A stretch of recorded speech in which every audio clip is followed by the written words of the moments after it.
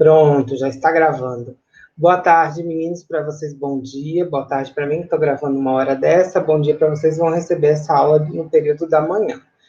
Bom, ontem vocês tiveram o dia para preparar as pescas, né? As pescas que devem ser entregues hoje, no final do dia, até hoje, no final do dia. E hoje a gente vai ter a nossa aula de sequenciamento de Sanger e sequenciamento de nova geração. Essas aulas vão ser muito importantes para vocês entenderem o módulo, que é o módulo que começa agora, e principalmente as palestrantes que vão apresentar para a gente, viu? Então, vou aqui colocar minha aula, peraí, só um instantinho.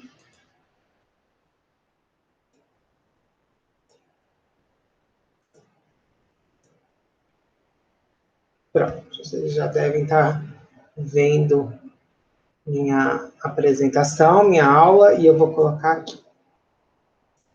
Bom, então, hoje, meninos, a gente vai falar sobre sequenciamento de Sanger e sequenciamento de nova geração. São duas coisas diferentes, são duas técnicas de sequenciamento diferentes. Primeiro, eu vou falar um pouquinho sobre o que o sequenciamento. Sequenciamento, na verdade, é você tentar entender a ordem exata onde os nucleotídeos acabam aparecendo num fragmento de DNA, numa sequência de DNA. Seja um único gene, ou seja, genomas por completo. Então, através desse conhecimento é importante para a gente entender, primeiro, a estrutura de cada gene, a função de cada gene e até mesmo sua relação evolutiva que ela está ligada. Então, assim, a partir do momento que a gente começou a conhecer essa estrutura, essa composição gênica desses indivíduos, foi que a gente começou, então, a compreender e passar a entender vários processos. Quando a gente fala do sequenciamento, ele vem a partir de 1977, feito por Frederick Sanger, e uma coisa que é muito importante é que ele veio teoricamente antes da PCR. Então, apesar da PCR ser importantíssima para o sequenciamento ele vem antes, em 1977, e o PCR ele só vai vir em 1983. Claro que, da maneira que era feita antigamente, vocês vão ver, era uma maneira extremamente arcaica, extremamente difícil de ser feita, e hoje não. Hoje, com as tecnologias, a gente já traz esse processo de uma maneira muito mais fácil. E a partir do dado de sequenciamento é que a gente começa a ter os grandes ganhos. Então, em 77 a gente já tem o primeiro sequenciamento, em 77 a gente já tem o sequenciador, né, o sequenciamento feito por Sanger. Em 95, a gente vai ter o primeiro genoma de uma bactéria sequenciada. Em 99, a gente já começa a ter o primeiro cromossomo humano sequenciado. E em 2000, a gente já tem genomas completos, como, por exemplo, da Drosophila, da Arabidopsis e da Xylella fastidiosa, que é uma bactéria. Em 2001, a gente já tem os genomas dos camundongos dos humanos, já começando a ser feito, e 99% desse genoma já foi concluído em 2003. A partir daí, a gente já começa a utilizar esse sequenciamento para outras técnicas. Então, hoje a gente já começa a fazer uma técnica chamada de metagenômica, que é algo que a gente vai ter, o que é a metagenômica, na nossa terceira palestra.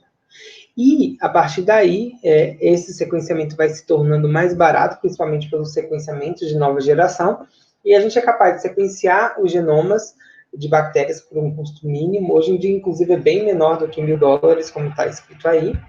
Em 2007, a gente pega o genoma o Jamie Watson, ele se voluntaria para ter o seu genoma todo sequenciado, então a gente já tem um genoma de um grande geneticista lá sequenciado e guardado no banco de dados, e hoje em dia, se você quiser sequenciar o genoma, é muito mais barato. Em 2009 era mais ou menos $50.000, hoje é muito menos do que isso. Bom, vamos falar então sobre o que é as tecnologias de sequenciamento, o que é o sequenciamento. O sequenciamento, a gente vai ver que ele é dividido em gerações. Tem primeira geração, segunda geração e terceira geração. A primeira geração, ela começou em mais ou menos em 1977, com dois pesquisadores chamados Maxwell e Gilbert. Eles trabalhavam com uma sequência, com sequenciamento por degradação química. Só que essa técnica de sequenciamento, ela era boa, mas ela rapidamente foi descartada porque os produtos que eram gerados desse processo eram muito danosos e perigosos para a saúde. Então, a partir daí, foi que foi banida um pouco essa técnica e não se utilizou mais.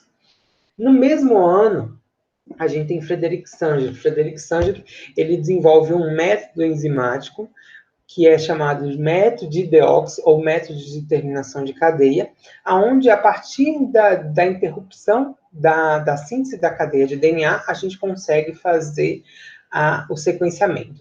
E a gente consegue fazer esse sequenciamento utilizando nucleotídeos alterados, que são chamados de deoxinucleotídeos. Por causa justamente dessa técnica de sequenciamento, quando em 1980, Frederick Sanger ganha o Prêmio Nobel da Química justamente pelo desenvolvimento dessa técnica. Como que essa técnica ela funciona? Como que acontece a síntese da molécula de DNA? O que faz com que ocorra justamente essa questão da interrupção da cadeia? Então, a grande questão que Sanger ele notou, então, lembrando lá da biomol, a gente tem do sentido 5', 3', a inserção de um nucleotídeo novo baseado naquela hidroxila que está livre no carbono 3.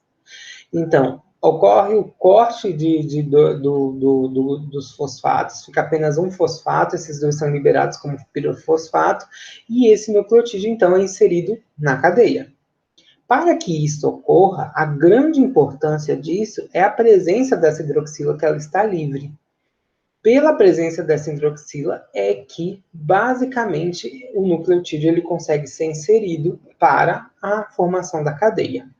Foi baseado justamente nesse propósito que Sanger ele decidiu mudar. Então, ele alterou os nucleotídeos, aonde ele alterou justamente essa hidroxila que estava livre, trocando por um hidrogênio. Isto faz que, durante a síntese da cadeia, quando esse nucleotídeo alterado aqui ele é inserido, nenhum outro nucleotídeo possa ser inserido depois, porque justamente a gente não tem mais aquela hidroxila livre. Então, basicamente, o sequenciamento ele é feito baseado nesse princípio. Como que a gente faz isso? Primeiro, a gente prepara a amostra, a gente faz um PCR para o sequenciamento dessa amostra, e depois essa amostra ela é submetida a uma eletroforese capilar. E depois dessa eletroforese, acontece, então, a análise daquele produto. Vamos aqui dar uma olhada. Então, como que primeiro a gente prepara essa amostra? A gente tem um material que a gente quer sequenciar, então, o DNA molde que a gente quer sequenciar, a gente tem a TAC, a gente tem o primer, a gente tem o nucleotídeo, ou seja, praticamente todos os mesmos componentes que vão na PCR. Só que além de colocar os mesmos componentes que vão na PCR, além de colocar os nucleotídeos, a gente coloca também os dideoxinucleotídeos naquela reação. Porque a partir do momento que eu coloco tanto nucleotídeos quanto de deoxinucleotídeos, eu posso fazer uma entrada aleatória de nucleotídeos. Como assim? Então, por exemplo, eu tenho aqui meu primer, aqui minha sequência, que vai ser amplificada, aqui minha enzima. Então, quando a minha enzima ela começa a trabalhar, ela vai inserindo os nucleotídeos, até o momento que ela coloca um deoxinucleotídeo, e a partir daí ela não consegue mais sintetizar aquela cadeia. Quando a gente pensa no DNA, naquelas cópias que são feitas, a gente vai perceber que ao final do processo, eu vou ter várias cópias com tamanhos diferentes. Aonde teve a inserção daquele nucleotídeo, aquela cadeia parou. E como eles entram aleatoriamente, eu vou ter tamanhos diferentes de fragmentos. E aí basta depois eu saber e eu alinhar eles em tamanhos diferentes, que teoricamente eu vou ter um alinhamento e conseguir formar uma determinada cadeia, uma determinada leitura daquela cadeia. Então, isso daqui, por exemplo, foi quando eu coloco apenas timina alterada. Agora, se eu colocar isso daqui num gel e associar com outras bases, então, eu faço uma reação só com adenina, só com citosina, só com guanina e só com timina. E aí, antigamente, os pesquisadores, eles ficavam fazendo justamente isso. Com uma régua, eles ficavam olhando o que vinha primeiro. Então, assim, aqui primeiro eu tenho um A, logo depois eu tenho o outro A, depois eu tenho um C, um G, e aí eles ficavam vendo quem vinha na ordem, justamente porque eu tinha fragmentos de tamanhos diferentes. Quando ele corria o gel, ele conseguiria separar essas amostras pelos fragmentos, e aí cada linha com um nucleotídeo diferente, e aí depois pela régua ele conseguia verificar isto.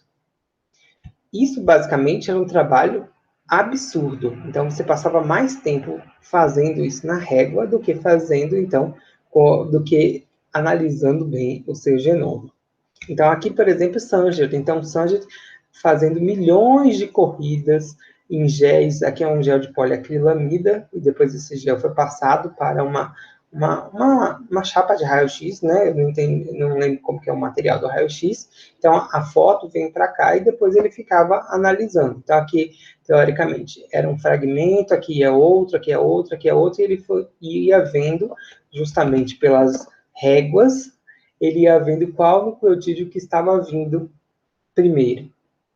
Então, lembrando da eletroforese, aí vocês lembram lá de Laíse, a gente sabe que aqui é o mais pesado para o menos pesado. Então, ele começava daqui de baixo e ia para cima. Então, ele começava aqui. Então, aqui vinha primeiro um T, depois vinha um G, depois vinha um T, outro T, depois dois As, depois um C. Então, ele já sabia que aqui era T, G, T, T, A, CC, aí depois TT de novo, aí depois tinha um outro aqui, outro AA, desculpa, TT não, AA, depois outro AA, e depois outro C, depois dois Gs, e aí ele conseguia mais ou menos ter uma ideia do que estava vindo naquela sequência. Isso era extremamente trabalhoso para se fazer.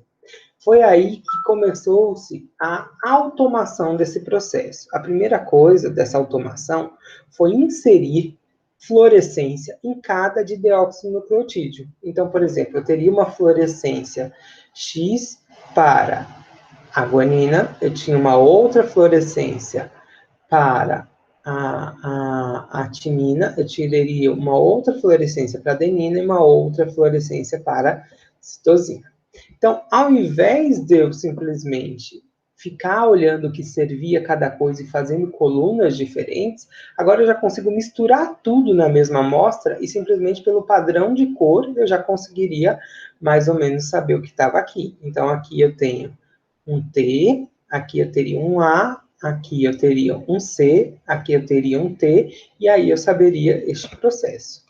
Este processo, então, é mais automatizado ainda, porque agora a gente passa a deixar de fazer aquela leitura manual, então essa leitura aqui que Sanger fazia, que é o trabalho de corno que ele fazia, que era justamente fazer essas leituras totalmente separadas, e, então, um primeiro equipamento, que é o 3700 da Applied, ele consegue fazer esse processo. Então, além de combinar a PCR, então a PCR é feita separadamente, a gente aplica essas amostras, e ao invés de eu fazer esta eletroforese aqui, eu passo, então, por capilares. Então, cada capilar, onde, por exemplo, os produtos menores passarão primeiro e os produtos maiores passarão depois. E aí, a partir desse processo, eu consigo fazer leituras. Como que eu faço isso? Então, eu fiz minha PCR, eu já tenho todos os meus produtos aqui, e agora, esses produtos vão ser submetidos à eletroforese capilar. Então, essa eletroforese eu coloco igualzinho como se fosse uma eletroforese em gel, do polo negativo para o polo positivo. O DNA, como tem carga negativa, vai se direcionar para o polo positivo. Então, aqui, ó, eu misturo tudo aqui nessa amostra. E agora, quando eu começar a fazer a eletroforese, primeiro, da mesma maneira, os produtos menores virão primeiro e os produtos maiores virão depois. À medida que esses produtos eles passarem por um laser, agora o computador ele tem a capacidade de ler essa fluorescência e mandar essa fluorescência para o computador. Então, essa fluorescência, ela é pega através de lasers, e a partir do laser, do tipo de fluorescência, são gerados gráficos de picos de cores que são mandados, formando aqui, por exemplo, como se fosse um sistema de detecção, formando o que nós chamamos de cromatograma. Cromatograma nada mais é do que o resultado final da detecção do sequenciamento. Então, por exemplo, passou uma cor vermelha, então ele sabe que é um T. Passou uma cor azul, ele sabe que é um C. Passou uma cor preta, ele sabe que é um G. Passou outra cor preta, ele sabe que é outro G. Então, baseado principalmente no tamanho dos fragmentos, então, ó, aqui eu tenho fragmentos totalmente misturados, mas com a eletroforese capilar, eles são organizados por tamanho. Ele sabe que o primeiro nucleotídeo é esse, o segundo nucleotídeo vai ser esse, o terceiro nucleotídeo vai ser esse, o quarto é esse, justamente por causa desses milhões de fragmentos que são gerados. Esses fragmentos são gerados aonde? Lá na PCR, que gera justamente a formação dessas cadeias interrompidas. Então, sempre que for entrando um dideoxinucleotídeo, seja ele alterado, vai parar a cadeia. E ao parar a cadeia, é formado este fragmento. Então, como essa timina aqui marcada pode entrar em qualquer ponto onde você tenha adenina, você vai ter neste processo uma população de tamanhos totalmente diferentes. Basta você organizar ela por tamanho, e aí você vai organizar ela por tamanho justamente no processo da eletroforese, e basta agora você ter um leitor que faça a leitura desses fragmentos. Antigamente se fazia através de gel convencional, como se fosse o gel da PCR, e aí você faria essa leitura, e hoje a gente já faz esse processo através dessa eletroforese não capilar associado a um computador que emite um laser. E a partir desse laser é que a gente tem os picos de leitura, e pelos picos de leitura eu vou formando o meu cromatograma. Então, formo os picos do cromatógrafo, né? E aí ele consegue saber que cada pico, dependendo de cada cor e de cada intensidade, ele vai então dizendo o que é cada uma daquelas bases, ok? Então, aqui novamente dizendo. Então, base, ele vai pegar os fragmentos, ele vai separar primeiro, dentro da eletroforese, os fragmentos menores, que vão vir primeiro, dos fragmentos maiores, que vão vir por último, e à medida que esses fragmentos forem passando no laser, vão gerando picos, vão gerando gráficos. Então, aqui, ó, passou aqui essa guanina, gera esse gráfico, passou essa timina, gera esse gráfico. E através desses gráficos e do computador, que ele sabe que vem primeiro, você consegue saber qual que é a sequência de DNA que foi, então, gerada ali. Então, aqui mostrando, basicamente, cada poço que a gente coloca, porque a gente consegue fazer isso em diferentes amostras ao mesmo tempo, cada poço que é sugado, então, cada fio desse é ai, meu Deus, um capilar, e aí, aqui, esse capilar, eles vão passando aqui por esse laser, e essas amostras, então, são processadas. Então, aqui. Então, aqui de novo a mesma coisa, então fragmentos menores vão passando, fragmentos maiores, e aí então você vai tendo a formação, a leitura pelo detector, e após a leitura pelo detector, você vai tendo a formação dos cromatogramas. Claro que tudo isso pela presença dos nucleotídeos marcados, ok?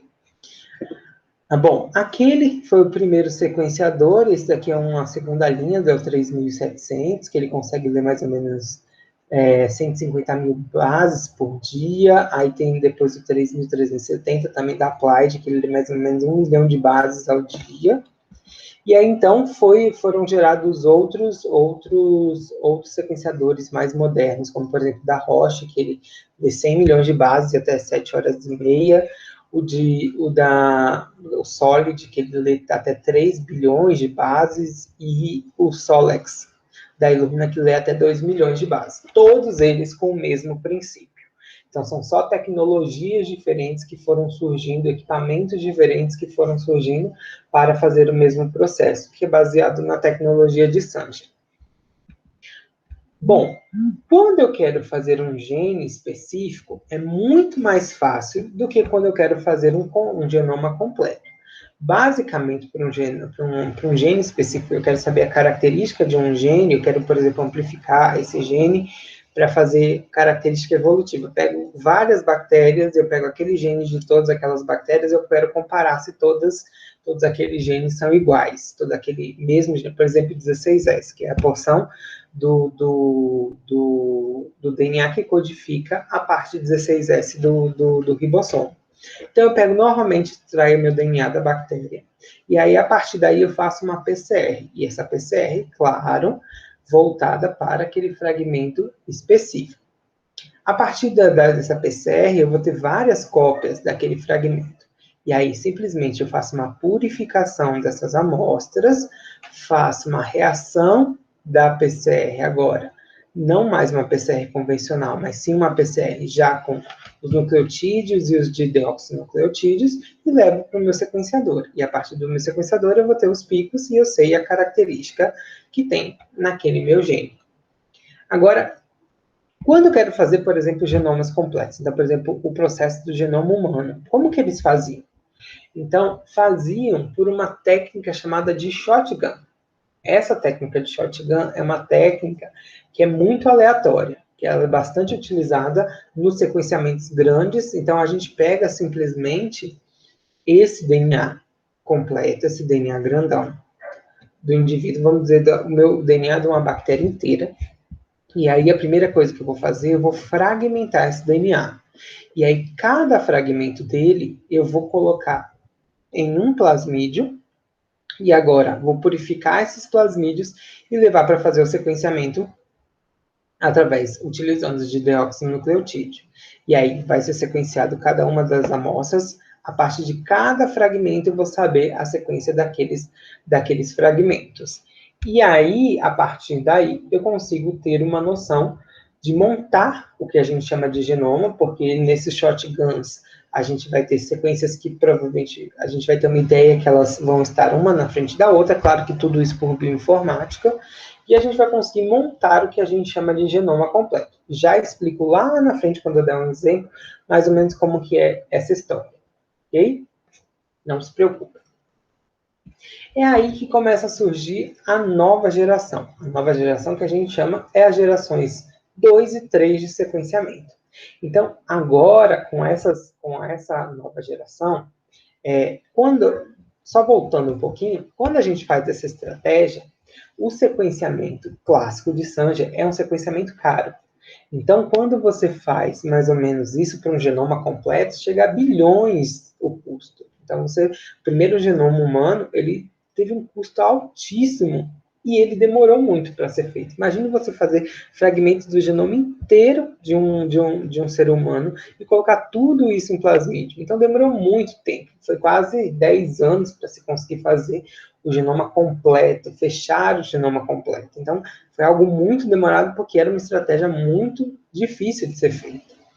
Então, no sequenciamento de nova geração, ele é um sequenciamento que ele vai utilizar nanomicrotecnologia para reduzir duas coisas. Primeiro, reduzir o custo, ficar um custo muito mais barato.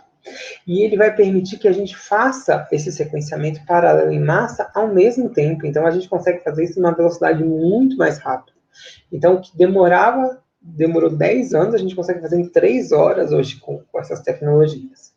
E essas tecnologias, elas são baseadas basicamente em ter o material genético, você fragmentar esse material genético e sequenciar, e depois você utilizar uma tecnologia para alinhar, para você obter a sequência consenso. Então, basicamente, além disso, eu consigo, dentro dessa técnica, sequenciar mais de uma amostra ao mesmo tempo. Então, por exemplo, vou dar o exemplo aqui de duas pessoas. Aqui eu tenho Clarice, aqui eu tenho Tati. E eu quero sequenciar os genomas delas. Basta eu colocar em cada fragmento que eu fiz do genoma de Clarice um adaptador amarelo. E no genoma de Tati, esse adaptador roxo. Quando eu fizer o sequenciamento, eu misturo tudo. E aí, depois, eu consigo, através desses adaptadores, saber o que foi sequenciado de Clarice e o que foi sequenciado de Tati. E conseguir montar o genoma de Clarice e depois o genoma de Tati. Entendeu? Então, essa técnica, ela permite também o multiplex. Eu consigo fazer sequenciamentos paralelos. E isso, às vezes, é uma economia grande, porque às vezes você consegue, numa corrida só, rodar 10 genomas diferentes. E esses genomas, então, são analisados e a gente consegue separar. Isso é um ganho de tempo muito grande. Bom, comparando uma técnica com a outra, então, por exemplo, lá no Sanger, eu fazia minha fragmentação e eu precisava colocar tudo em plasmídio. E aí eu catava cada plasmídio e separava ele para fazer o sequenciamento. Então, eu tinha que fazer uma reação para cada plasmídio que eu obtinha. E aí, a partir desse processo, eu conseguia fazer o meu genoma. No sequenciamento de nova geração, eu pego o meu DNA, eu faço a fragmentação. A diferença é que a fragmentação, eu coloco toda a fragmentação em uma corrida, em um lugar que é chamado, primeiro eu coloco ele em adaptadores, e aí a gente eu vou explicar para vocês para que serve esses adaptadores, e aí eu coloco todos esses DNAs com esses adaptadores em uma mesma substância, um mesmo material, para que tudo seja sequenciado ao mesmo tempo. E aí, através de programas de computador que estão dentro dos sequenciadores, ele consegue diferenciar o que é cada um daqueles fragmentos e o que é cada nucleotídeo que foi inserido ali. Ok? Calma que a gente vai entender.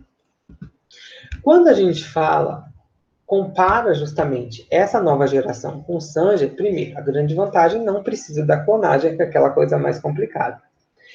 A outra coisa é que no Sanger, a síntese de DNA e a detecção, elas são feitas em processos separados. Então, você faz a síntese num lugar, faz a reação com o dideoxinucleotídeo, e depois você vai lá para o sequenciador para ler. Aqui não, é tudo feito ao mesmo tempo e você pode colocar em multiplex. Além disso, no sequenciamento de nova geração, você consegue fazer mais leituras. E por isso você tem um menor custo por número de base. Então, no caso do sequenciamento de nova geração, você consegue sequenciar milhões de nucleotídeos em uma única corrida. A grande questão é que existem várias tecnologias, não existe apenas uma tecnologia de sequenciamento de nova geração. Vão ter, de segunda geração, basicamente 4. Então, onde a gente vai ter o pirossequenciamento, o Illumina, o Solid e o iTorrent. Esses sequenciadores vão ter tecnologias totalmente diferentes para que eles façam o sequenciamento. Vou falar principalmente pelo sequenciamento de Illumina, e esses dois eu vou falar numa coisa só, vou explicar para vocês. Então, como eu falei para vocês, o sequenciamento, eles são divididos por geração. A primeira geração, lá, é o Sanger. Lucas, mas hoje em dia se faz Sanger? Faz para pouquíssimas coisas. Quando você quiser saber um fragmento muito pequeno, você faz. Quase todo mundo hoje em dia não usa mais Sanger. A gente usa muito Sanger quando a gente quer trabalhar com gene específico, mas quando a gente quer trabalhar com genoma, ninguém mais usa Sanger. A gente usa todo mundo já usa as tecnologias de segunda geração, que é justamente o pirossequenciamento, é justamente o Illumina, o Solid e o iTorrent. No entanto, recentemente, acho que de uns 5 anos para cá, vem surgindo a terceira geração. E a terceira geração, ela já vai trabalhar com tecnologias totalmente alternativas, como, por exemplo, nanotecnologia, ou, muitas vezes, o uso de ótica. E aí a gente vai falar daqui a pouquinho deles. Então, quando a gente compara, por exemplo, o Sanger, que é a primeira geração, principalmente em custo, com o 454, Illumina e o Torrent, a gente vê que existe uma diferença absurda. Por exemplo, para eu sequenciar 1 milhão de pares de base, 1 milhão de nucleotídeos pelo Sanger, eu vou gastar mais ou menos $2.400. Para sequenciar a mesma coisa por pirossequenciamento, que é o 454, eu vou gastar $10. Para sequenciar a mesma coisa pelo Illumina, $15, e a mesma coisa pelo iTorrent, eu vou gastar apenas $1. Claro que cada uma vai ter a sua vantagem e a sua desvantagem. Então, por exemplo, no caso do Sanger, eu só consigo fazer 96 corridas ao mesmo tempo. Então, por exemplo, lembra que eu falei para vocês que tinha uma placa e de cada placa saía um capilar?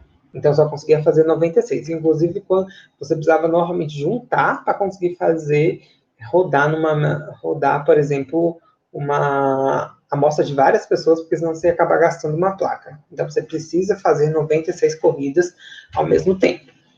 Já, por exemplo, o 454, você consegue rodar 1 milhão de corridas ao mesmo tempo. No Illumina, 30 milhões até 2 bilhões. E no Ion Torrent, 60 a 80 milhões. Eu, Lucas, sou uma pessoa que prefiro o Illumina. Eu acho que o Illumina é uma técnica que ela é mais fidedigna. Qual é o problema? Dentre os equipamentos que estão, o sequenciador é um dos sequenciadores mais caros. Então, os outros têm sequenciadores mais baratos. No entanto, aqui no Sanger, o Sanger é mais barato, mas a corrida dele acaba, os reagentes que se usa acaba sendo muito mais caros. Qual é a vantagem? Por exemplo, no Sanger você vai ter leituras mais longas. Mais longas é mais pares de base em uma mesma leitura. O 454 também. E isso vai caindo conforme você vai tendo os outros sequenciadores. Diminui um pouco o número de pares de base que você consegue ler. Então, aqui, por exemplo, no Sanger eu consigo fazer uma leitura de até 1000 pares de base. No 454, até 700. No Illumina, 150 pares de base. E no Ion Proton, ou Ion Torrent, que a gente chama, de 200 pares de base. Então, por exemplo, cada um vai ter uma vantagem. E, normalmente, você vai escolher entre essas tecnologias. Primeiro, pelo dinheiro que você tem, pelo custo de material que você tem. Mas você vai escolher também pela finalidade. Então, cada um vai ter uma finalidade melhor para uma coisa. Mas eu vou explicar para vocês e vai ficar mais fácil isso pelas palestras. Então, graças a essas tecnologias, o aumento do número de genomas nos bancos de dados vem aumentando cada vez mais. Hoje em dia é muito difícil você ter uma bactéria que ainda não tem o seu genoma por completo sequenciado. E isso, graças a Deus, está relacionado ao custo. Então, esse custo cai a partir do momento que surgem as tecnologias de nova geração. Então, cada vez menor. E quando eu falar para vocês das tecnologias de terceira geração, você vai falar, Lucas, isso é tão barato que amanhã eu vou fazer meu genoma. Porque é uma técnica realmente mais barata. Bem mais barata. Então, o sequenciamento de nova geração, ele pode ser utilizado desde a pesquisa quanto para a clínica. Então, exatamente o que a gente tem visto isso com o coronavírus. Então, a gente tem visto para a pesquisa, então as pessoas sequenciaram para tentar entender o que o vírus tinha, mas a gente tem utilizado isso na clínica para entender essas variantes. Então, cada vez que tem falado tanto de sequenciamento que a gente tem justamente visto como que usado cada vez mais esse processo. A gente pode avaliar desde de sequenciamento de genomas para pesquisa básica, para entender o micro-organismo, para descobrir novos patógenos, para fazer uma epidemiologia molecular, que é o que está acontecendo com o coronavírus, que a gente acaba descobrindo as variantes, para a gente examinar doenças genéticas, e onde que a gente faz sequenciamento somente dos exons, a gente não vai gastar dinheiro fazendo o sequenciamento de introns, e para que isso ocorra, hoje existe kits onde você coloca o DNA do eucarioto e algumas enzimas e você consegue fazer o sequenciamento somente do exoma, porque você faz o splicing através de reação molecular e você retira os introns e fica só com os exons. Você pode fazer metagenômica, que é uma técnica onde você sequencia diversos genes ao mesmo tempo. Você pode analisar expressão gênica. Então, por exemplo, nas nossas palestras, a gente vai ter uma palestra sobre sequenciamento de genoma, para vocês entenderem, uma palestra de sequenciamento de RNA, que é o que nós chamamos de transcriptoma, outra palestra de sequenciamento de metagenoma, que é quando a gente quer buscar genes de interesse. E aí, ou seja, genes de resistência, ou a gente quer entender um pouco da questão da resistência a materiais pesados. Então, a gente usa essa tecnologia. Quando a gente quer fazer amplificom, quando a gente quer fazer chips de sequenciamentos, então, ao invés de eu sequenciar o genoma todo, você quer sequenciar genes específicos, porque eu sei que tais genes eles estão ligados, então você pode formar um chip de sequenciamento. Então, tem N aplicações, essas técnicas.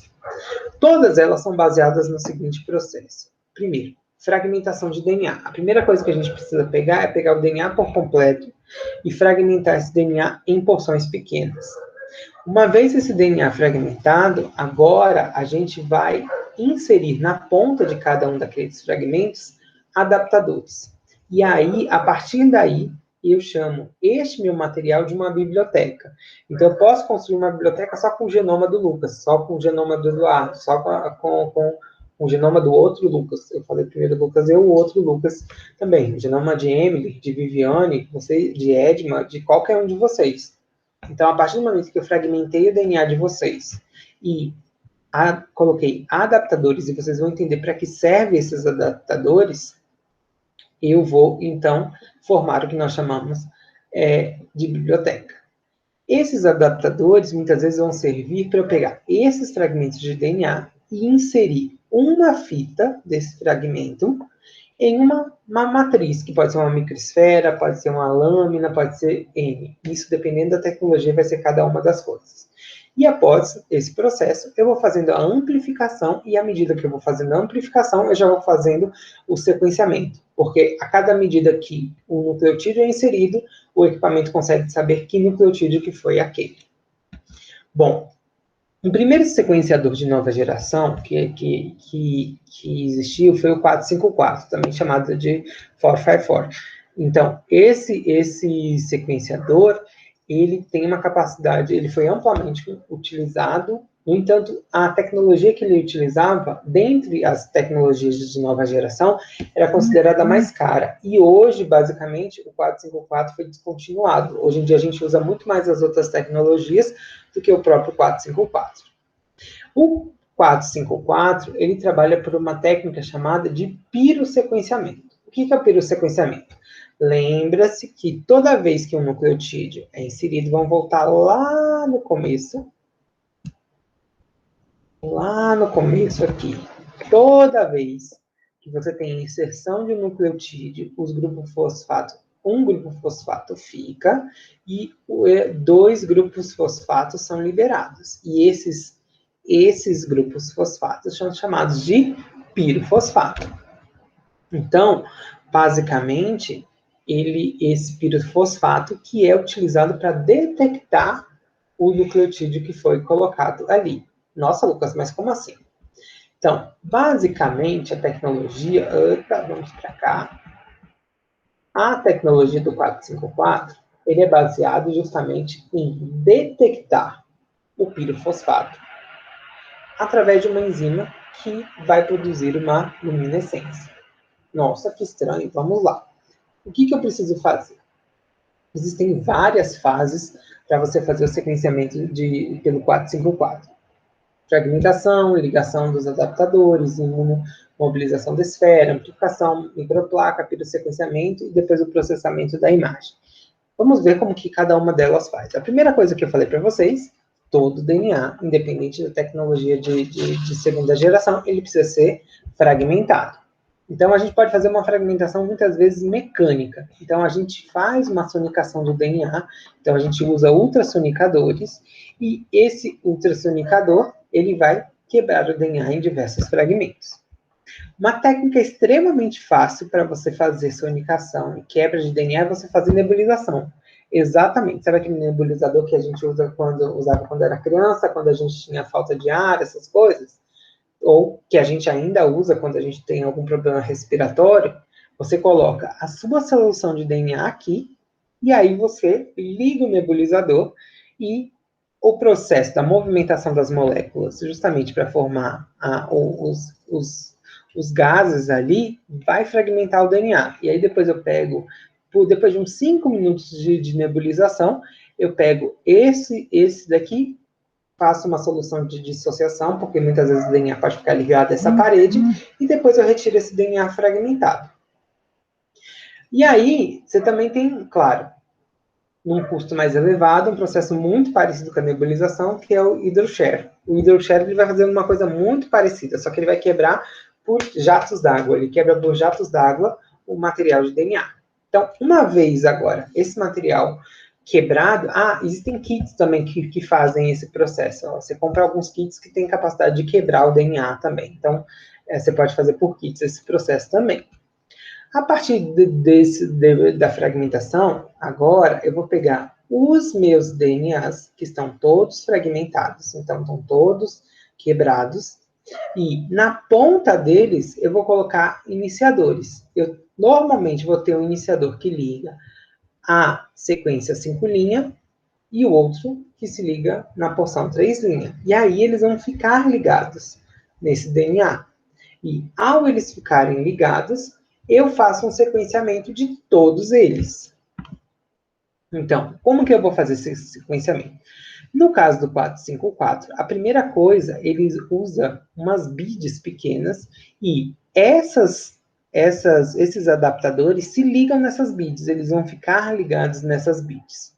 Após isso, eu misturo essas BIDs em uma micela com óleo, e aí, na verdade, misturo essas BIDs com óleo, e aí formo uma micela, e aí eu coloco essa micela aqui, então aqui eu peguei as minhas BIDs, misturei aqui, formando essas micelas. Nessas micelas é que a BID vai se ligar àquele fragmento de DNA, e aí agora eu vou ter as micelas completas, cheias de DNA. E a partir daí eu levo essas micelas para que essas micelas sofram um processo de amplificação. Então, como que eu faço isso? Então, no caso do equipamento, eu tenho eu tenho esse cassete aqui, ó, eu compro esse cassete, e aí nesse cassete eu pego todo o meu material que foi fragmentado e aplico nele aqui. Ao aplicar nele, você vê que ele é uma solução bem oleosa. Esse cassete, ele tem diversos poros, aonde que nesses poros só vai ser permitida a entrada de uma microesfera. Então, essas BIDs ou microesferas entram cada uma nelas, e a partir deste momento vai começar a reação que a gente chama de pirossequenciamento. Então, aqui, ó, normalmente as BIDs elas entram, aí eu completo essas BIDs com reagente, então aqui ó, já está com as micelas aqui todas completas, e aí eu levo então para fazer o sequenciamento. Esse sequenciamento vai ser por pirossequenciamento. O que significa isso? Significa aqui, ó, naqueles DNAs que estão ali amplificados, aqueles adaptadores, além de adaptadores, eles vão servir como primer. Então, ali, toda vez que for inserido, então se aqui eu tenho um A, vai ser inserido um T. Então, toda vez que for inserido um nucleotídeo, vai acontecer a liberação do pirofosfato, e esse pirofosfato vai ser detectado. Como? Então, basicamente, através de uma enzima que detecta o pirofosfato, levando uma reação que leva a ATP, e esse ATP leva a geração de luz por esta enzima. Mas, Lucas, como assim? Então, por exemplo, o que acontece? Então, vários nucleotídeos são colocados, cada um de uma vez, para o sequenciador. No entanto, eu sei que nucleotídeo tem ali. Então, por exemplo, aqui eu tenho um A, correto? Então, primeiramente, eu posso colocar um C. O C vai se ligar aqui? Não, eu precisaria de um T para se ligar aqui, correto? Então, não gera reação nenhuma. Eu coloco um A. O A liga aqui? Não, porque não é o T. Eu coloco o T. Então, quando eu coloco o T, que vai ser correspondente a esse a reação vai acontecer. Então, o nucleotídeo vai ser inserido aqui. Ao esse nucleotídeo ser inserido aqui, o pirofosfato é reconhecido pela enzima que libera ATP e produz a luz. E essa luz, então, vai ser detectada pelo equipamento. Então, gera o que nós chamamos de pirograma. Esse pirograma, ele mostra, basicamente, que nucleotídeo que foi inserido. Então foi ofertado cada um por vez. Então, foi ofertado, por exemplo, o nucleotídeo azul. Então, houve um pico. Foi colocado o nucleotídeo verde, houve o pico. Colocado o nucleotídeo preto, houve o pico. Então, ele vai sabendo qual nucleotídeo que vai sendo colocado pela formação do pico, e principalmente pela foto dessa fluorescência. Então, aqui, ó, aqui é como se fosse cada pocinho sendo fluorescente. Então, ele sabe que se ele colocou A ali, aquele A marcado, aonde o A vai entrar, vai emitir essa fluorescência. Então, lembrando que cada poço tem uma esfera. Então, você vai ter essa fluorescência, basicamente, relacionada ao nucleotídeo que foi inserido. Então, você sabe que naquela esfera, o A está presente. Aquelas que não acenderam, não era o A.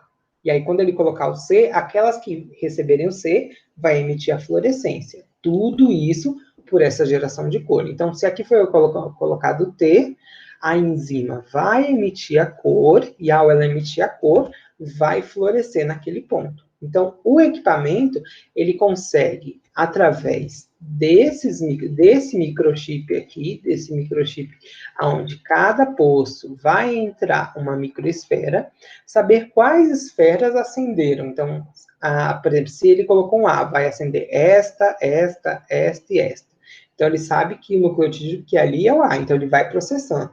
Aí ele coloca um C, aí ele vê quais que acende, ele coloca o T e vê quais que acende. Então, ele vai vendo por rodada qual posto que vai acendendo pela reação da luciferase. E aí, qual é o grande problema? O grande problema é que se você tiver sequências muito seguidas da mesma letra, ele não vai conseguir separar. Então, ele vai dando picos maiores. Então, aqui eu consigo saber que era basicamente 2 citosinas. Aqui eu consigo saber que eram 3 citosinas, porque a grande dificuldade dessa técnica é justamente saber quando tem mais de um nucleotídeo. E aí, por exemplo, o grande problema de erro é quando você tem A. E aí, sim, aí vai chegar um ponto que o equipamento ele não consegue distinguir, e aí você pode ter perda ali. O que a gente faz? Normalmente, onde tem essas regiões muito grandes, a gente confirma para ver se não é algum outro nucleotídeo por outra técnica de sequenciamento. Então, aqui, ó, só para vocês verem aqui o pirograma. Então, aqui, ele tem um pico duplo, e aí ele sabe que é 2 T's. Aqui ele deu um pico duplo, ele sabe que é um C. Aqui ele deu outro, desculpa, aqui ele deu um pico duplo, deu 2 T's. Aqui ele deu um pico simples, é um C, azul. Ele deu outro pico simples, que é uma timina. Ele deu um pico preto, pico simples, é uma guanina. Outro azul, que é uma citosina. Outro que era uma guanina. E aqui ele deu um pico duplo, que ele sabe que é 2 adeninas. Então, através desse processo, ele sabe quais nucleotídeos, então, que são gerados. A outra tecnologia que envolve o sequenciamento é o Illumina. O Illumina ele funciona totalmente diferente do processo do 454. Primeiro, é uma tecnologia que o equipamento é muito caro, mas é uma que dá os melhores resultados de leitura. Como que a gente faz? Basicamente, o Illumina, ele é baseado no método de corante, de nucleotídeos marcados com corante. Então, ele sabe, por exemplo, que a timina é verde, que a guanina é azul. Então, se ele colocou lá um nucleotídeo que era vermelho, ele sabe que é uma timina. Se ele colocou uma citosina que era azul, ele sabe que é uma citosina. Então, pela cor, ele sabe basicamente o que está sendo formado aqui. Então, vamos ver como que é. E a tecnologia dele é uma tecnologia por síntese. Então, é como se funcionasse um PCR, só que os nucleotídeos são todos marcados. E à medida que a enzima ela coloca uma cor, ele sabe que essa cor corresponde a tal nucleotídeo. Então, não dá o mesmo problema que o outro dava. Aqui é muito mais simples. Basicamente, diferente do outro, as fases do Illumina, elas são basicamente 4. Então, você tem fragmentação, preparação das bibliotecas, a formação dos clusters e o sequenciamento por si só. Outra coisa que é diferente, enquanto lá era feito por BIDs, aqui é feito por uma lâmina. Então, eu compro uma lâmina de vidro, e a partir dessa lâmina de vidro eu começo a criar minhas bibliotecas a partir daqui. Então, o que acontece? A fragmentação, ela vai ser igual à outra. A preparação de bibliotecas também. Então, eu fragmento meu DNA, coloca os adaptadores nas pontas. E aí, a grande diferença aqui é que eu vou ter uma técnica chamada de clusterização, que é justamente utilizando essas lâminas. Então, antes de sequenciar, ele pega cada fragmento e vai fazer cópias desses fragmentos para ele ter um volume grande daquele fragmento. E só quando ele tem um volume grande, então, que ele vai sequenciar. É basicamente isso. Então, a primeira coisa é, fragmento DNA, coloca os adaptadores nas pontas. Agora, esses adaptadores vão se ligar às lâminas, aquela lâmina de vidro. E a partir desse DNA ligado na lâmina de vidro, ele vai fazer uma série de cópias desses fragmentos, desse mesmo fragmento, aonde um fragmento específico vai virar o que nós chamamos de cluster. Então, aqui, ó, este daqui vai se duplicar e vai sendo feitas duplicações até eu ter várias cópias dele. E cada cópia de um único fragmento, o aglomerado dessas cópias, é o que eu chamo de cluster. Isso vai fazer com que, para ele, eu tenha uma fidedignidade maior, porque ele não vai sequenciar apenas um, ele vai sequenciar várias cópias daquele. E, claro, se elas são cópias iguais, as cores têm que ser iguais. Então, eu tenho vários fragmentos formados ao longo, vários clusters formados ao longo da lâmina, cada um vindo de um fragmento de DNA diferente. Então, aqui, por exemplo, era a minha lâmina, aqui é o meu fragmento de DNA. Ao final do processo de cópias, eu vou ter várias cópias daquele mesmo fragmento, formando o que eu chamo de cluster. A partir daí, vai ter o processo que a gente chama de sequenciamento por si só. Então, eu vou entrar, se, por exemplo, nessa região eu precisar de uma adenina, vai vir uma adenina, e essa adenina é amarela, então vai ter uma cor amarela naquele local. Depois vai entrar uma citosina que é verde, uma timina que é em vermelho e uma guanina que é azul. Então, basicamente, por exemplo, ele vai, por exemplo, a cada inserção de nucleotídeo em todos os clusters, ele vai tirando fotos. Por exemplo, ele sabe, aqui, por exemplo, aqui é um cluster, aqui é outro. Lembrando que os clusters são um fragmento que foi feito várias cópias dele e virou vários fragmentos. Então, vamos aqui, e aí ele vai trabalhando por fotografia. Ele vai, por exemplo, eu tenho esse cluster e eu tenho esse cluster. Na rodada 1, ele colocou neste um nucleotídeo que era verde e neste que era um nucleotídeo que era verde. Então, ele sabe que aqui era uma timina e que aqui também era uma timina.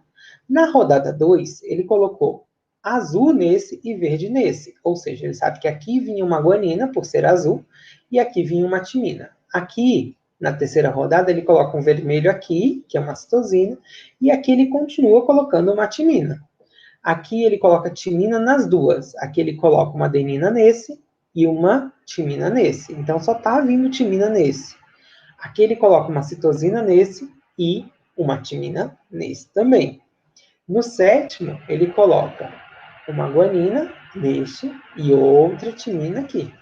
No oitavo, que ele vai colocar agora uma adenina, que está em amarelo, e aqui uma timina. Então, aqui ele coloca timina, não, desculpa, ele coloca uma guanina. Então, ou seja, ele vai tirando fotos das lâminas a cada ciclo. Então, cada ponto desse é um cluster diferente, que foi formado com um fragmento de DNA totalmente diferente. E aí ele vai conseguindo, a partir disso, fazer a formação do material de DNA. Quem tiver alguma dúvida, aqui tem um videozinho que mostra como acontece esse processo. Existem vídeos também que mostram da questão do pirossequenciamento. Então, a partir daí, ele vai montando, então, a sequência de DNA. A outra tecnologia, que é uma tecnologia bastante interessante, é a dos Ion Protons, ou do Ion Torrent, que é baseada em íon. Então, ele consegue detectar variações muito pequenas de pH, e a partir dessas variações ele consegue entender que nucleotídeo que foi inserido ali. Bom, esses equipamentos, por exemplo, aqui o Ion Torrent, você coloca, por exemplo, os nucleotídeos de cada cor aqui no reagente e coloca a sua amostra aqui. Então, ele sabe em cada momento o que ele vai colocar, e aí ele sabe exatamente o que vai ser detectado. Então, essa técnica ela foi descoberta por esse pesquisador, que é o Jonathan Rothenberg, que ele conseguiu verificar que durante o sequenciamento, durante a inserção na replicação, cada nucleotídeo ele vai ter uma variação de pH que é totalmente diferente do outro. Então, o que ele está querendo dizer? Que quando entra uma adenina, é diferente a variação de pH do que quando entra uma citosina, que é diferente no pH. A alteração do pH que acontece pela inserção do nucleotídeo na cadeia é que vai ser detectada. Então, isso é baseado pelos íons de hidrogênio. E pelos íons de hidrogênio, ele consegue entender a variação de pH. Então, o que é feito? Eu vou dizer para vocês que é uma tecnologia que eu tive muita dificuldade para entender, mas vocês não vão ter, não. Então, o que acontece? Então, ela também é baseada nas bits, como se fosse o 454. Ela tem os adaptadores e ela vai acontecer a detecção. No entanto, todo nucleotídeo que foi inserido aqui, então, por exemplo, foi inserido uma timina aqui, ó. Então, tinha uma adenina, foi inserida uma timina. Durante essa inserção são liberados os pirofosfatos, mas o pirofosfato não interessa para ela. No entanto, são liberados hidrogênios, e esses hidrogênios vão levar a uma variação de 0,02 no pH. E esta variação, ela é detectada pelo equipamento. Então, aqui embaixo, você tem toda uma placa de detecção de íons, e essa placa vai converter em uma análise computacional que vai me dizer que aquele nucleotídeo que foi inserido aqui foi uma timina. Isto porque, se fosse uma citosina, daria uma outra variação de íons. E através dessas variações de íons de cada nucleotídeo, é que ele consegue saber como que isso é feito. Então, como que a gente faz? Da mesma maneira, fragmenta o DNA, se liga esse DNA aos adaptadores e coloca esse material em uma emulsão. Então, a partir do momento que você foi colocado numa emulsão, está ligado lá nos adaptadores, a enzima DNA polimerase ela começa a inserir o nucleotídeo. A cada nucleotídeo que é inserido, nesse nucleotídeo, basicamente, você tem a liberação do pirofosfato e do hidrogênio. E aí, cada nucleotídeo vai ter uma variação de hidrogênio totalmente diferente. E isso vai sendo captado pelo sensor, que vai levando à formação daquela sequência de DNA. Então, aqui ele mostrando aqui que aquela BID, ela vai entrando aqui, e na parte de baixo que são esses sensores para detecção dessa quantidade de hidrogênio. E aí, para finalizar a parte dos sequenciadores, é que surge a terceira geração. Então, enquanto nas outras, às vezes, o PCR era necessário, porque ele fazia uma reação de PCR lá dentro, aqui o PCR às vezes não é necessário. Simplesmente o material ele é captado a todo momento que ele é verificado. Como assim? Então, são duas técnicas principais dessas tecnologias de terceiro sequenciamento. Então, por exemplo, uma das primeiras técnicas é o da PacBio. O da PacBio, o que ele coloca? Ele coloca um material de DNA também fragmentado, também adaptado. E ele vai usar uma DNA polimerase, só que ela não vai inserir nucleotídeo. Ela vai como se fosse observar que nucleotídeo que é aquele. E pela possibilidade de inserir o nucleotídeo, ele vai, então, utilizar câmeras de visualização nanofotômetra para saber que nucleotídeo que teria a capacidade de entrar aqui, sem necessariamente ele precisar colocar. E essas câmeras vão mandando a capacidade para o computador que vai praticamente codificando.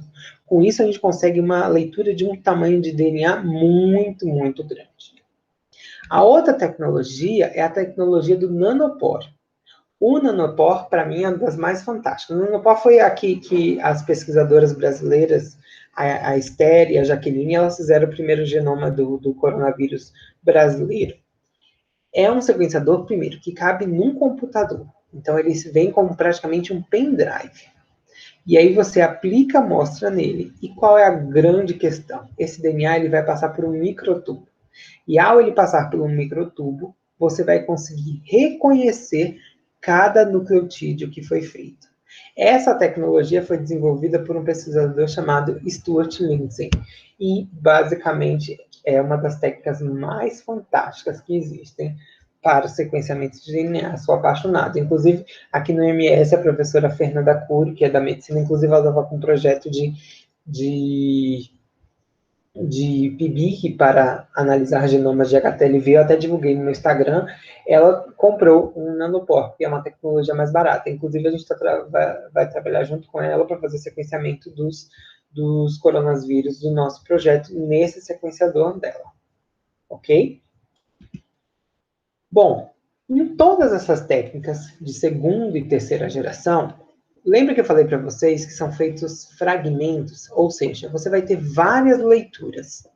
Você vai ter várias leituras de fragmentos totalmente diferentes desse DNA. E aí, basicamente, a gente tem que utilizar programas de bioinformática para transformar essa leitura em uma sequência que nós chamamos de sequência consenso. E a partir dessa sequência consenso, eu consigo montar, então, o meu genoma. As meninas provavelmente vão explicar melhor do que eu esse processo, mas eu vou explicar agora como que eu faço. Bom, como que eu vou explicar? Vou explicar pela minha vivência. Então, durante, acho que foi 2015, 2016. 2015, 2016, eu fiquei afastado da UFBA, e aí eu estava fazendo um pós-doutorado lá na USP. E uma parte na USP, uma parte fui fazendo nos Estados Unidos. E aí a gente queria sequenciar o genoma do ureaplasma diverso. E a partir do genoma do ureaplasma diverso, a gente conseguiu chegar quais eram as moléculas de interação deles com o hospedeiro. Então, o que é a ureaplasma diversa? A ureaplasma diversa é uma bactéria que ela tem um crescimento bastante rápido e ela foi a bactéria que o Manuel falou para vocês, ela causa problemas reprodutivos em bovinos, ela causa uma bactéria que cresce meio ácido e ela, em bovinos, ela leva uma série de doenças, como vulvite, salpingite, endometrite, principalmente nas vacas, levando muitas vezes a aborto e até mesmo, no caso de nascimento, você pode também ter nascimentos de bezerros fracos. E isso é um grande problema quando a gente fala de criação de animais, criação de bovinos, porque isso leva a perdas econômicas. No entanto, a patogenicidade dessa bactéria é muito pouco conhecida. O que a gente sabia é que ela tinha a capacidade de produzir uma enzima chamada fosfolipase A, e por causa dessa fosfolipase A, ela alterava os níveis de prostaglandina, que estava relacionado à manutenção da gestação. Então, quando ela alterava toda a manutenção e a vaca acabava abortando o bezerro. Então, no meu doutorado, a gente já tinha visto essa capacidade de produção de fosfolipase, a gente viu a fosfolipase C, e a gente conseguiu saber que essa bactéria tinha capacidade de internalizar as células. Então, aqui é uma microscopia eletrônica do meu doutorado. Então, aqui é uma célula REP. Em verde aqui é o microtúbulo dessas células, em azul é o núcleo, e em vermelho é a minha bactéria, ela dentro da célula. Então, eu conseguia ver aqui pontos dela no interior da célula. A gente conseguiu ver, através de uma outra pesquisadora lá do mesmo laboratório, que ele também estava dentro do espermatozoide bovino. Então, ele tinha capacidade de invadir o espermatozoide. E, já quando eu já estava na UFBA, uma aluna minha, ela conseguiu ver que, quando ele entrava na célula, ele ficava lá se mantendo, não causando apoptose das células, então as taxas de apoptose caíam muito. Então, pouquíssima taxa de apoptose acontecia quando ele estava dentro da célula, provavelmente porque ele estava mediando alguma coisa ali dentro. Então, no nosso trabalho, a gente decidiu sequenciar o genoma do ureaplasma diverso e analisar esse genoma com a finalidade de entender a biologia dele e a patogenicidade dessa bactéria. Então, a gente cresceu essa bactéria, fez a extração de DNA, e aí a gente construiu nossas bibliotecas e sequenciou pelo Illumina. O Illumina é aquele que vai inserindo os nucleotídeos de cada cor e o equipamento vai pegando. Depois que a gente fez o sequenciamento, a gente fez o fechamento dos gaps e fez análise por bioinformática. Então, o primeiro problema que a gente teve era acertar o volume de DNA de cultivo para ter o mesmo volume de DNA para que ele seja suficiente para o sequenciamento. Então, a gente demorou muito para conseguir isso, mas a gente acabou conseguindo. Então, para agora fazer toda essa parte de biblioteca e do sequenciamento, o que eu fiz? Eu utilizei alguns kits, e esses kits fazem a fragmentação e fazem a ligação dos adaptadores. Então, eu vou colocando a minha amostra nesse ponto, e aí eu vou colocando reagentes, e depois eu recupero a minha amostra nesse ponto, já toda prontinha. Então, é uma das maneiras que a gente tem de construir as bibliotecas. Feito isso, então aqui, ó, aqui eu coloco aquela mesma placa, aqui no equipamento, aqui, e aí ela sai aqui já toda com as bibliotecas prontas. Então, o que é a biblioteca? Então, eu peguei meu DNA, eu fragmentei meu DNA, e aí meu DNA, eu coloquei eles com os adaptadores. Aí eu pego esses adaptadores, aplico nessas lâminas, então é muito pequenininho aqui, então, por exemplo, eu coloco uma amostra aqui, uma amostra aqui, uma amostra aqui, uma amostra aqui, então eu consigo correr até 4 vezes a cópia do meu genoma. E aí ele vai fazendo aquela questão dos clusters, uma cópia, ele transforma em várias cópias e faz toda a questão do sequenciamento, como eu falei para vocês anteriormente. Então, o Illumina. Após isso, eu tenho várias cópias dos meus fragmentos já sequenciados. Eu uso programas de bioinformática para formar o que eu chamo de contig. O contig é aonde, basicamente, o programa dá uma probabilidade de gerar esta sequência consenso. E aí, o programa ele dá vários tipos de combinação. A gente normalmente pega aquela que dá melhor resultado. Então, a que deu melhor resultado é o que nós chamamos de K-mer, do tipo 90, porque ele tem 90% de confiança e era o melhor resultado. E aonde, basicamente, o meu genoma estava quase todo sequenciado. Então, já tinha mais ou menos uma ideia que o genoma da minha bactéria tinha mais ou menos 1000 e pouco. Então, ele conseguiu cobrir praticamente o sequenciamento completo de minha bactéria. Então, ali eu tinha teoricamente, sequência. Por que eu não peguei os outros, que mesmo cobriam? Porque justamente esse daqui, ele tinha uma boa qualidade, mas os resultados dele eram 70% confiáveis, e esse daqui ele tinha uma qualidade tipo boa, com 50, 60, e mesmo boa com até 80% de qualidade dentro do bom. Então a gente normalmente pega o melhor. Então o meu melhor era esse, aonde eu teria fragmentos com tamanhos mínimos de 712 pares de base até 151 mil. Então, aqueles fragmentos que foram gerados pela junção dos contigs. Essas aqui. Então, eu teria contigs tanto pequenos quanto grandes. Então, contigs é os fragmentos que ele junta através de bioinformática e diz, ó, provavelmente esse fragmento é esse seguido do outro. E aí, o que eu tinha que fazer? Eu tinha aquele bando de contigs com tamanhos totalmente diferentes, eu precisava transformar isso em um genoma circular. Então, para fazer isso, a primeira coisa que eu fiz foi justamente fazer PCR para aquelas bandas e tentar ver se eu tinha fragmentos de tamanhos pequenos.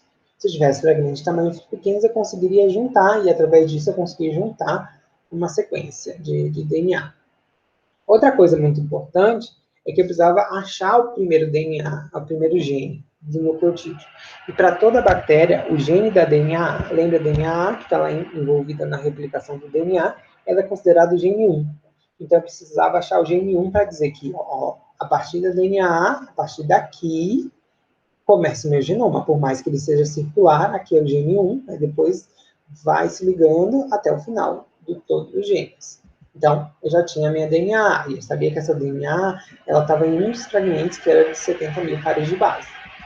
A partir daí, para eu chegar nesse genoma circular, eu comecei a pegar o fragmento, então eu peguei esse, que era o meu principal, porque ele já tinha DNA, e aí eu fazia um PCR para essa ponta, com PCR para essa. Aquele que dava o menor pares de base, eu, consequentemente, conseguiria juntar eles. E aí eu fui fazendo isso. E aí, por exemplo, eu fui, além de fazer os PCRs, eu fui sequenciando. E ao fazer o sequenciamento, essa porção que eu não sabia o que era, eu conseguia saber depois o que era exatamente. E aí eu fui fazendo esses PCRs. E aqui é justamente quando eu não sabia. Então, Para não saber, a primeira coisa que eu fazia era justamente tentar jogar as duas porções no BLAT, no programa, para tentar entender, para ver se dava alguma coisa funcional. Se desse, aí eu seguiria. Se não desse, aí eu iria, então, tentando por PCR, como eu falei para vocês. Amplificando até conseguir uma sequência contínua.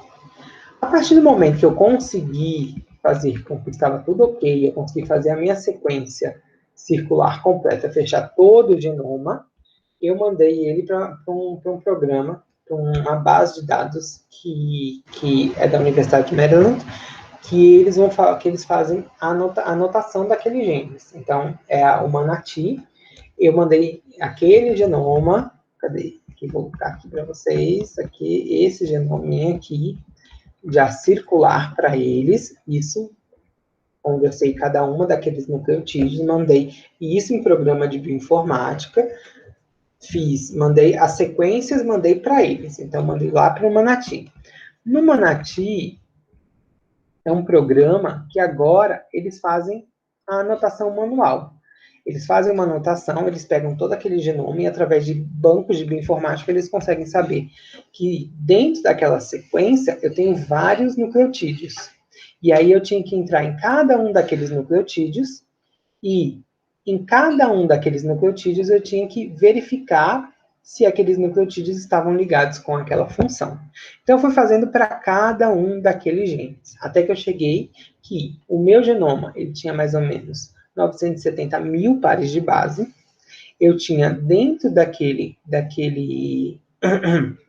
genoma 782 nucleotídeos não, desculpa, 782 genes, e a partir daí eu fiz a anotação desses genes e fui basicamente classificando eles. Então, eu fui colocando qual que era a função de cada um deles, e depois que eu peguei a função de cada um deles, eu ajustei eles dentro de um mapa. Então, aqui, ó, aquele mapinha circular agora, não só, eu já tenho o meu genoma circular, mas eu sei que dentro daquele genoma, eu sei aonde está cada um dos meus genes, se ele está em fita senso ou fita consenso.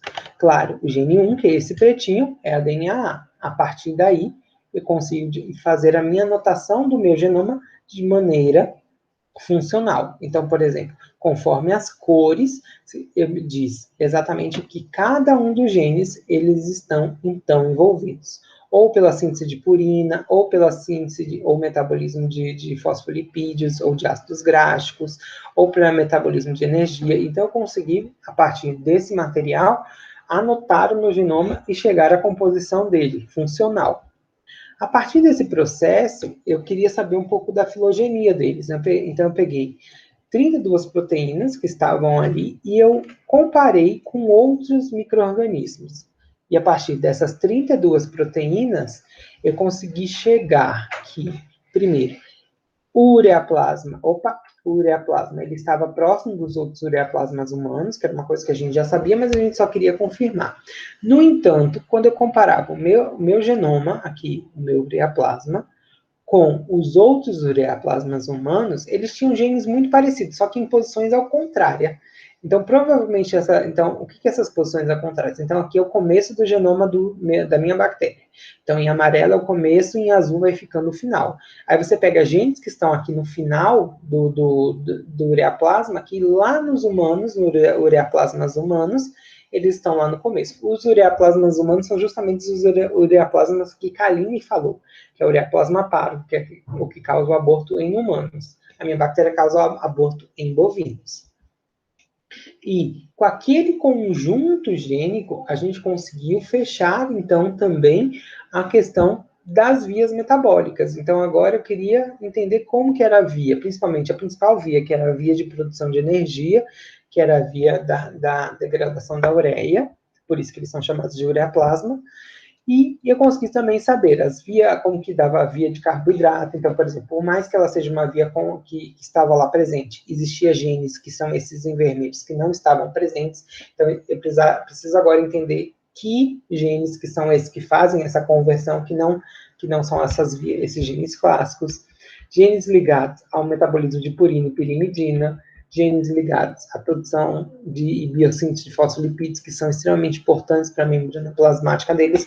Então, a partir desses genes, eu consegui montar vias metabólicas. Sim, Lucas, eu montei esse gene, essa figura manualmente, cada um daqueles genes, ok?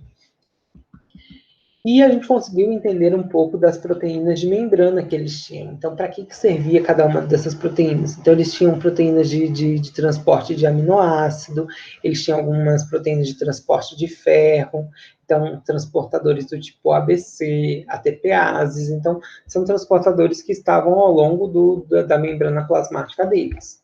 Só que o meu intuito era saber a questão da patogenicidade. Então, através do genoma, a gente conseguiu ver algumas enzimas que eram alguns genes que seriam bastante importantes para a patogenicidade. Então, um deles é justamente a via da ureia. Então, com a degradação da ureia, essas bactérias elas liberam amônia, e a amônia causa dano ao tecido. Então, por causa disso, a gente já conseguia ver que a via ela era totalmente conservada nesses micro-organismos. Então, a gente conseguiu ver a constituição de todos os genes estruturais, os genes acessórios, que eles estavam totalmente conservados. Outro gene que a gente já tinha visto, lembra que eu falei para vocês que uma das características que a gente tinha visto é que ele tinha fosfolipase A e C? A gente não encontrou A e C no genoma, a gente encontrou a fosfolipase do tipo D. Nem a A, nem a B, nem a C foram encontradas no genoma. Então, provavelmente, as enzimas que a gente achava que eram todas do tipo fosfolipase D, ok?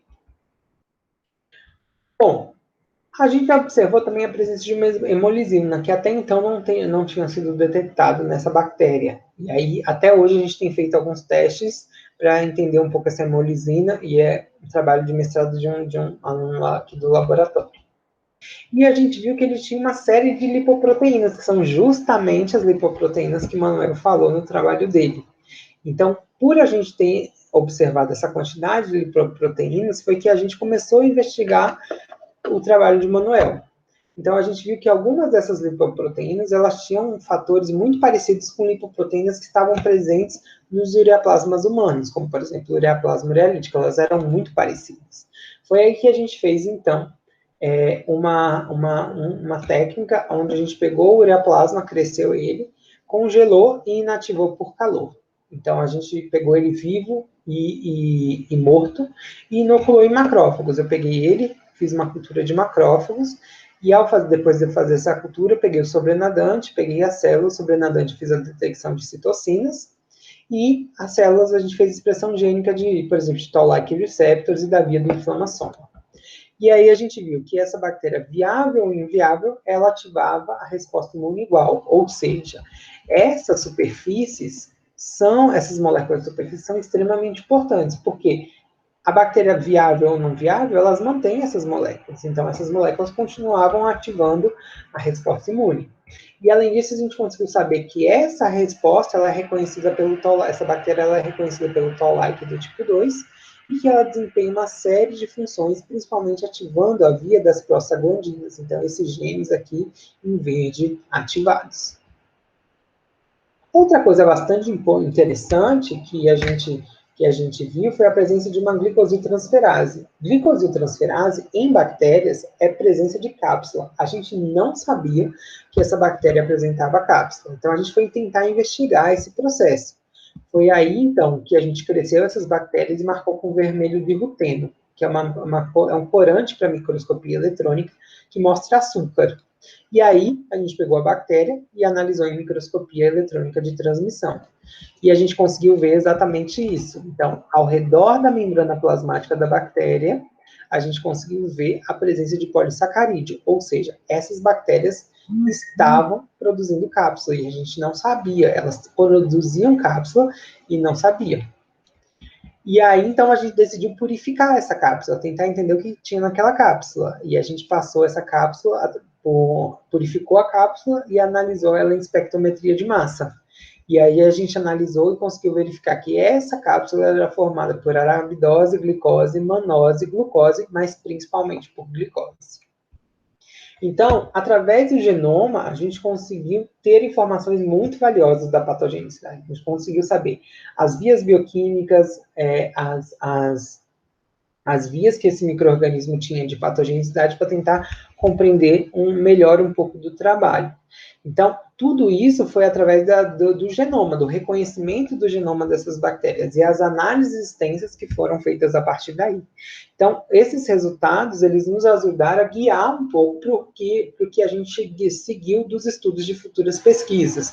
Então, desde o trabalho de Manuel, onde a gente trabalhou só com as LAMPs, para tentar entender o que essas LAMPs isoladas elas faziam. As LAMPs são as lipoproteínas, e até a gente conseguiu depois no trabalho de Manuel também purificar produzir essas proteínas de maneira recombinante para tentar ver como que elas funcionam e se elas podem ser como candidatos vacinais. Da mesma maneira, uma outra aluna do nosso laboratório está trabalhando com a cápsula, e aí ela também está vendo um processo tentando entender como que essa cápsula funciona. Se a variação desses genes de glicosiltransferase ela leva a variações da composição dos açúcares também. Então, existe alguma característica que é bastante interessante. E é isso, meninos. Eu espero que tenha ficado claro, tenha ficado bem entendido essa questão do sequenciamento de nova geração.